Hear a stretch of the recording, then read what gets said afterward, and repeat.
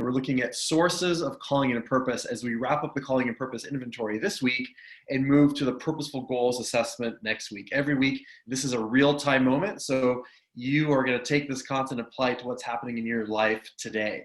So as a quick recap, over the last couple of weeks, we talked about calling, we talked about purpose. I'm not going to revisit all of that, but one thing I want to note, we talked about a couple of weeks ago, was the anatomy of a call. And the fact that when there's a call on our life, first there's a caller, so somebody is making that call. There's a receiver, us, we get to choose, are we going to respond to the call or not? There's a message that's given to us.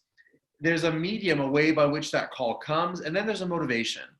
And what are we going to do with that call? And it's often that transcendent summons to do or be something for the sake of others. And so much of it is about listening before we do. So I love this part of the calling and purpose inventory because it talks about our sources of calling and purpose, a space we do not get into very often.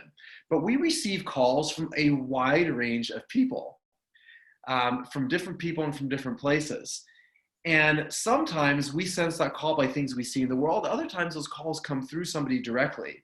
And so one of the things I've often seen individuals in coaching talk about is that a call might be from somebody by something they've experienced. For example, a family member with an illness, say cancer, and seeing somebody in a particular experience, and maybe that caused somebody to go to medical school or go into healthcare, as an example. Or maybe there's a quite literal call when you got a call from a recruiter or from somebody you worked with who called you to say, would you join my team? Would you join my organization? Would you consider being on this board? Or could you help me in this way? Could you walk alongside me while I navigate this tragedy in my life? And so those calls are to us, but the call is to us, and often is for the sake of somebody else. And what's interesting in the calls is not only do they come from other people, so there's a dynamic community piece involved, but we also often rely on other people to help make sense of those calls. So you might receive the call, hang up the phone if you're using that analogy, and say, now what do I do with this? Do I choose to respond to the call? What does that look like? And so we often pull people in. So what I love about the sources of calling and sources of purpose is these are people who you might have sensed, who might have actually given you the call, or they're people who you are helping discern your call with you. And that brings up a really interesting dynamic of how do I discern my call, discern purpose, a call or purpose, both from people and with people. So I want to read quickly at the beginning on page 8 in your calling and purpose inventory. It's got some great framing. I'm going to read that, and then I'm going to get into two pieces. Some thoughts around communal discernment versus individual discernment, and then I'm going to talk about real-time discernment, give you a couple ideas and tips for what it looks like to do this for us and what it looks like to be that person for other, and we're going to get you into a conversation. So here's what it says on page 8 in your calling and purpose inventory, and I love this. It just gives a great level-set framing.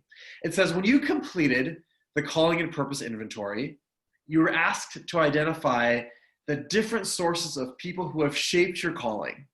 The chart below shows the different levels of involvement that each of these others, quote unquote, has had on your calling. These are the sources of the calling that have spoken to you about your life and work and have called you to something you are or something you do.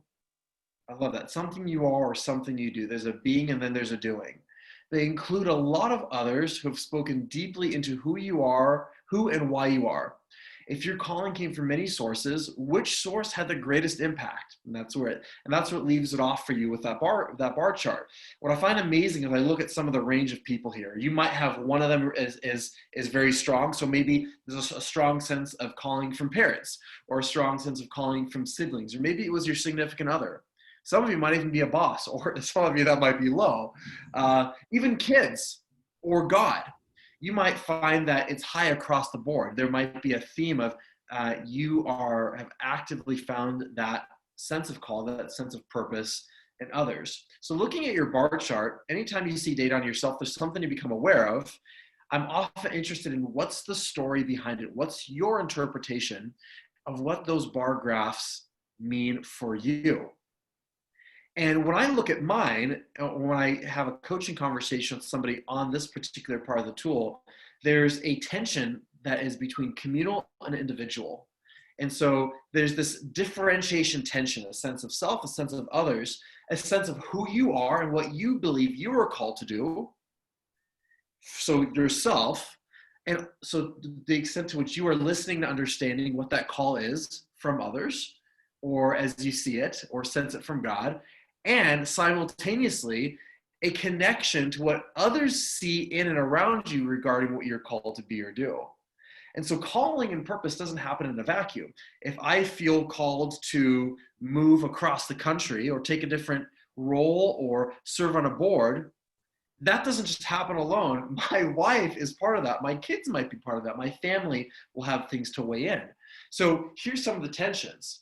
Ultimately, only you can know and take action and agency for whatever the call and purpose is. But at the same time, it would be foolish to ignore others' voices when they might have some wisdom to bring in.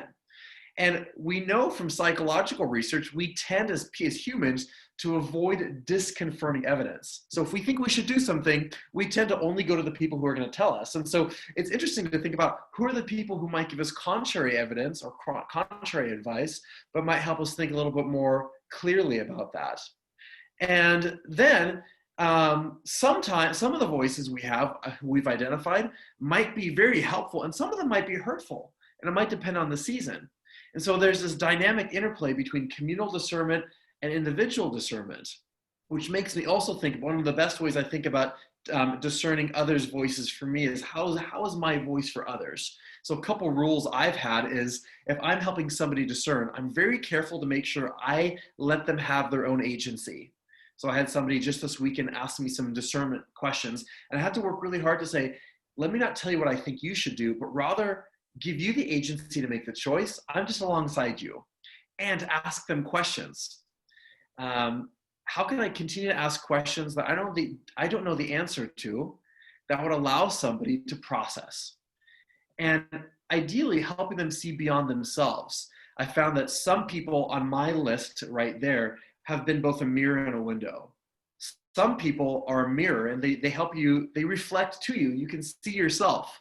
They can serve as a mirror and you say, oh, now I see myself more clearly and I understand what's around me. Now I know what decision I should make. And for others, they create a window.